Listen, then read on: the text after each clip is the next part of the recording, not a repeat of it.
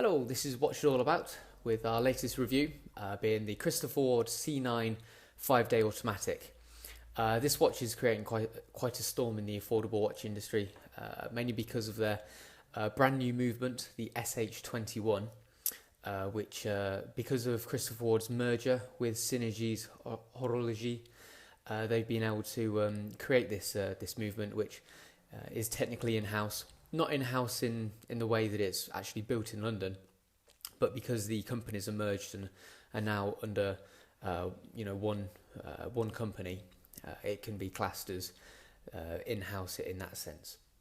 So the price of this is £1,500, which is quite a lot of money, but what it does offer is something that you'd have to spend a lot more money if you were to go to one of the major Swiss brands. So in that respect, it still is an affordable watch in what it offers. So it's part of the C9 range. So it has the very classic, elegant styling of the same watches. For instance, the big day date and the mono pusher and also the jumping hour. They're all quite similarly designed.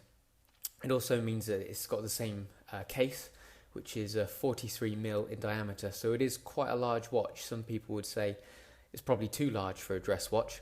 Personally, I do quite like large watches, but this even did quite surprise me, the size of it, but I'm quite happy with the size. So it's 43mm in diameter. It has a height of 13.45mm as well, so it is relatively deep as well.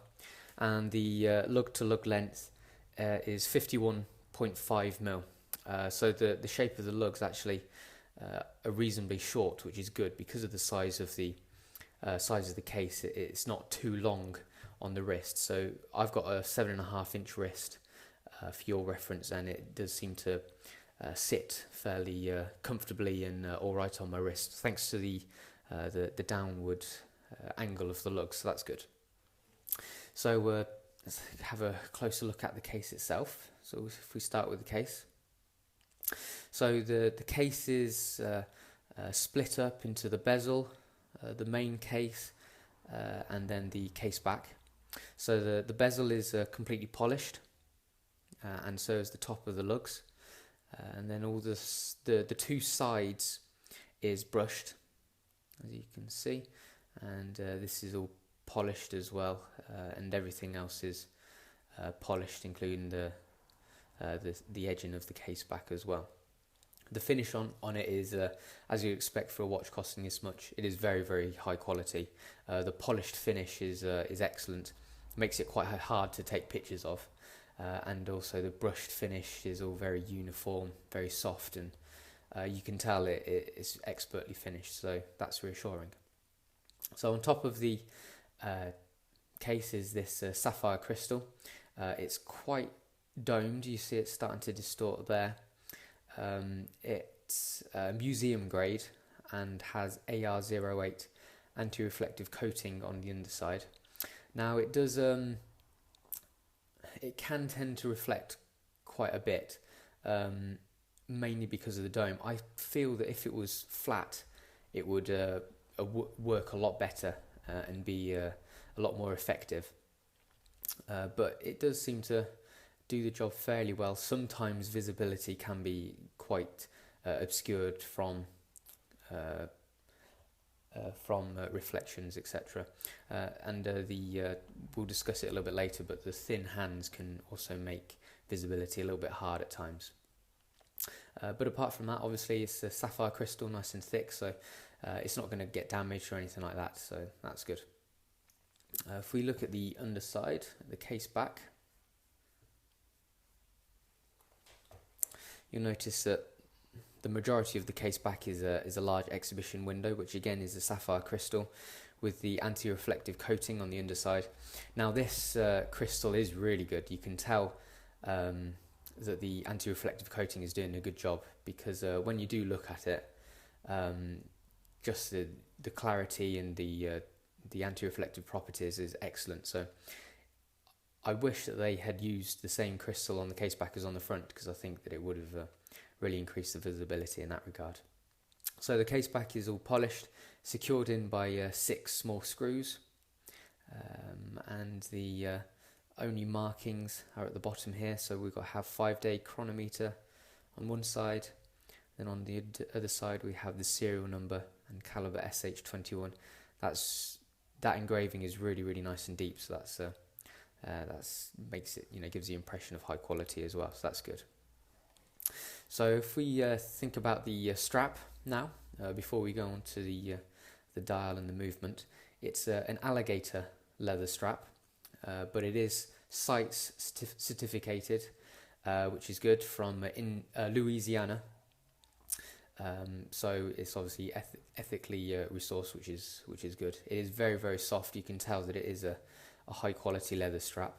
On this blue model, it's black, but you can also get it in brown if you want to. It has black stitching.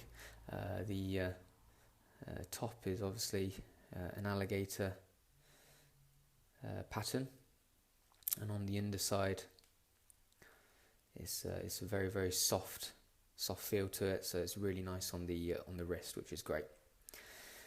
The Beta clasp, as is on all of the new higher range watches from Chris Ford, is really excellent, mainly because of the simplicity of use, the comfort, and just how unobstructive it is to wear and to use. I particularly like the minimal amount of steel on the underside. That's the only bit that will touch your wrist, and then the minimal amount on the top, because all of the mechanism is actually within the 2 layers of leather there, but it still manages to be very thin. If I put it on, you'll be able to see. So there we go. So no different to any other buckle, yet it is much more unobtrusive to wear, which is great. So we have the 2 buttons either side of the buckle to release it. We'll see here. So the two buttons open those little jaws which clasp onto the nipple there. It's all polished apart from this center section here, which is brushed with the CW logo deeply engraved on it. So it's nice to have a bit of a variety in finishing next to each other. It's all very well made, very sturdy, and it clicks together nicely. And in all the various Chris Ford watches I've reviewed, I've never had one accidentally pop open or fall off. So I've never had any problems with it at all. So it is very sturdy as well, which is good. So yeah, that's it regarding the Beta clasp. So that is very. One other thing actually is the one thing I do really like about it is how the this longer section of strap, because it goes underneath. Usually on a normal strap it would go above the buckle, and then you'd have to fold it and tuck it under loops. Whereas because this doesn't, from all the bending and the tucking under the loops, straps can really decay and lose their quality quite quickly. But because this doesn't do that, these leather straps are likely to last a lot longer than normal. Okay, so let's have a look at the dial now. So as you can see, it is very elegant, very simple as well.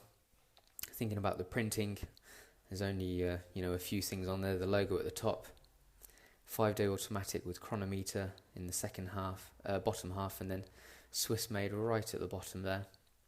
But all the printing is very crisp and spot on, as you'd expect. We also have a very subtle minute track around the outside as well. We also have a date window here at 3. Some people may complain that it's a white date window, but that doesn't particularly bother me. In fact, it makes it a lot easier to read, and I don't think it's an eyesore or anything like that. I think it looks perfectly fine. And there is we'll be able to have a look at it closer when I get the macro lens on, but you can see there is a slight border to the window frame, date window frame as well, which is nice bit of nice touch there. So the Hour markers are all applied, polished, which are all immaculately made. I do like how they all reflect the light at certain angles. We see it there. It gives it a very expensive appearance when you catch the light just right. It really does look very, very impressive. The good thing about this watch is, although it is £1,500, it does look and feel that much. So you feel like you are getting your money's worth, which obviously is always good. You don't want to be disappointed with your watch. The dial itself is a galvanic sun ray style, so you can see there when I rotate and get the light reflecting in different angles, the light almost rotates along with it, which is a very nice effect, and it really does increase the aesthetics of the watch. It looks really, really posh and elegant, so that's good. The hands themselves are extremely thin, as you can see. There is one problem that I have, and as you can see now, the second and the minute hand are almost exactly the same length. The second hand is probably about 0.5 mm longer. So when you just glance at the watch like so, you can't always tell which is which. So you have to look at the watch for a little while to see the second hand move, and then you can work out which is the actual minute hand, and then you can work out the time. So that's probably the main fault that I have with this design. Obviously, from an elegance point of view, long and thin hands stretching out to the outside of the dial are very, very nice from a design point of view. But in this regard, I think it's at times a little difficult to read. So just thought I'd make that worthwhile pointing out. So the hands are just like the hour markers, polished.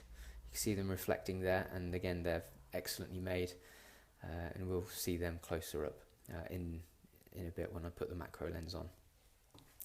So let's have a look at the movement now. So this is basically what the watch is all about, the SH21. Very, very nice movement to look at. Everything on it is hand finished, so these main plates here are all hand ground, and also we have some very slight polished edges as well. Everything is done by hand, which is really, really impressive. The rotor is tungsten, so it's a little bit heavier than normal, which aids in winding. So it's more of it's a more freer flowing rotor, which is a nice touch. Johannes Janker has done an excellent job on this movement. He's designed it from scratch, and he's designed it with strength in mind, mainly because one of the things going for this watch is the fact that in its normal state, in this way, it has two mainspring barrels, and these work in series, so that this is what offers the 120 hours power reserve. When Chris Ford bring out a complication version, all Johannes will have to do is remove one of these barrels, and then he can use that freed up space to fit the mechanism for the complications, such as a chronograph, power reserve indicator, GMT, and then even then, with one of these barrels removed, it still has superior power reserve to a normal automatic movement, because it will have 60 hours rather than a standard 40-hour power reserve found in the ETA 2824 or the Salita SW200, for instance. So in that regard, it is a much superior automatic movement. Also, he's designed all of the wheels and cogs with strengths in mind. Apparently, they're designed to be able to withstand a lot more force, so that the movement should be able to handle a lot more in that regard as well. So it has the usual specs for an automatic watch made from Switzerland. 28.8 thousand beats per hour, so it runs at 8 ticks a second. It runs very, very smoothly as well, as you can see from the second hand there. It has 31 joules as well, and obviously one of the one of the great selling points of this movement is every single movement is COSC certified as well. It's a chronometer, which means that it's sent to the COSC testing centre in Switzerland, and then they test each movement in a variety of situations to check its accuracy. So, I mean, if you think about that, that costs £100 just straight out on its own. So the fact that this watch is, £1,500, and you're getting a COSC certification out of that, and this movement, and it's taken 4 years to develop. So you are, obviously you're paying for that as well. But it is really impressive that you can get something like this for this price. So we'll have a look at the watch in closer up now, if I get the macro lens on. Okay, here we go. So let's start at the top. If we look at the dial,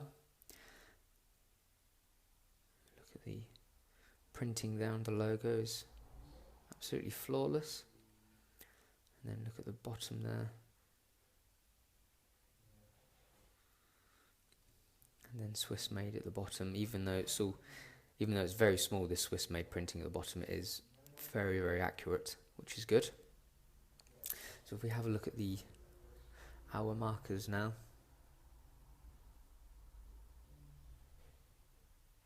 see there that they are very well made as well, and are perfectly applied. If I try and get it reflecting in the light, have a look at this one. There we go. Looks great in the light when it reflects. There we go. So we have at 12 and at 6 we have Roman numerals, which is a nice touch as well. Again, very well made. So you're spot on. Let's have a look at the hands now then.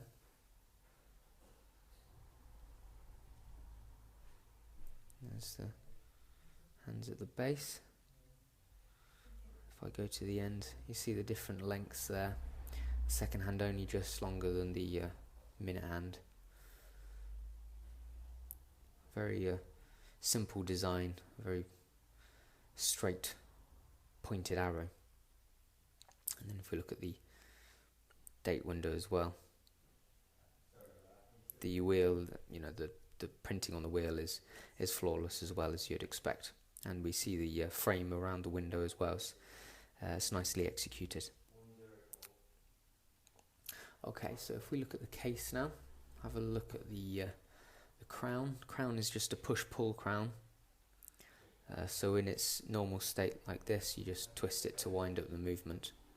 Has the Christopher Ward logo embossed on the end and decent grip to be able to wind and set the watch. So if we have a look at this polished edge here, I have to excuse the polished edge then is obviously mirror-like finish, as you'd expect, very good. And the brushed edge in, you can see here, I'll get in focus, there we go. Look at the brushed finish, it is very, very uniform and very soft, it's excellent.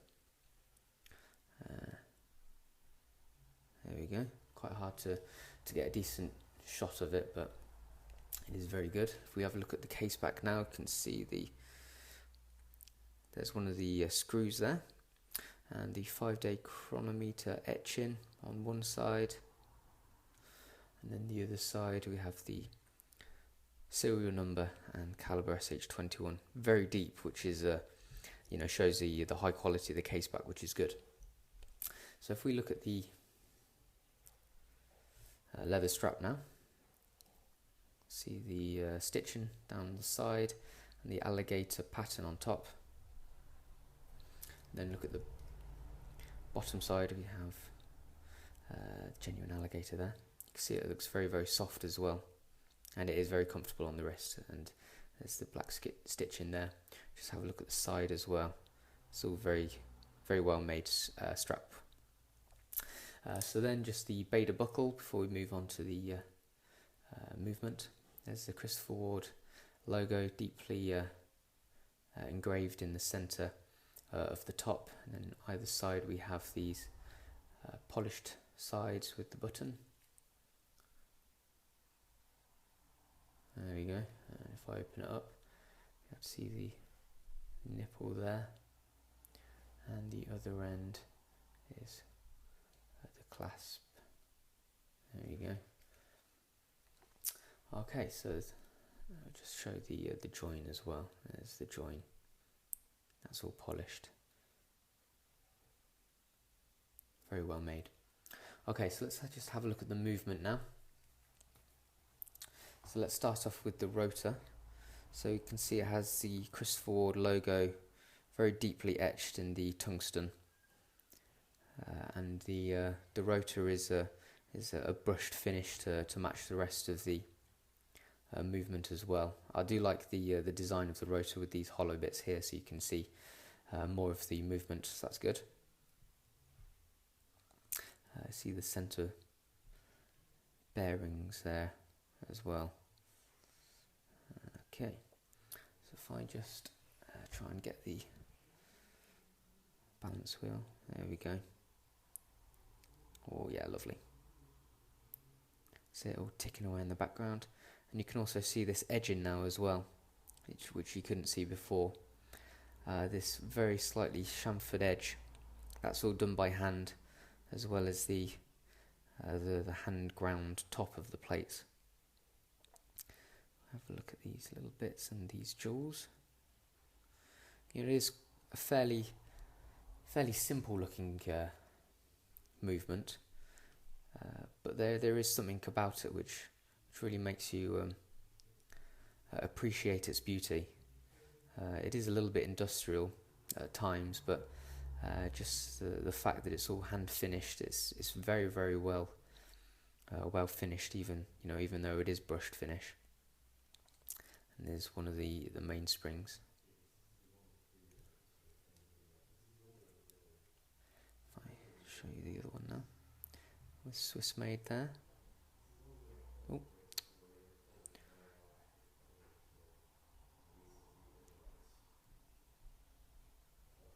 Let me see if I can wind it up, and you might be able to see the.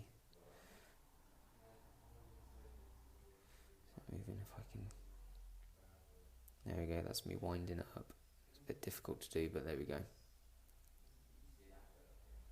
there anything else moving when I wind it? If I take this off, you might be able to see both of the main springs moving in series. Should be able to see them both moving as I wind it. Yeah, see both of them moving there.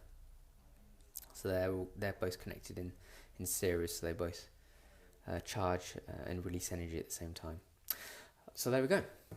I won't ramble on anymore. So really the only concerning thing with this watch is the size and also the slightly reflective top crystal as well.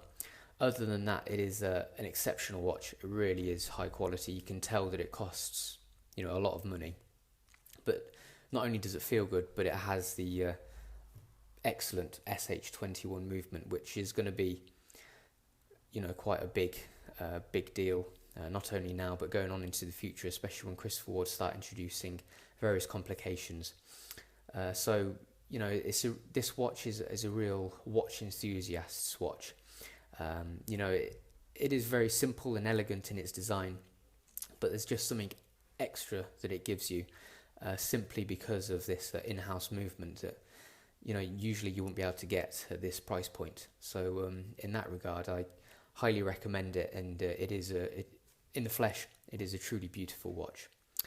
So there you go. So this was the Christopher Ward C9 5-day automatic, and that's what it's all about.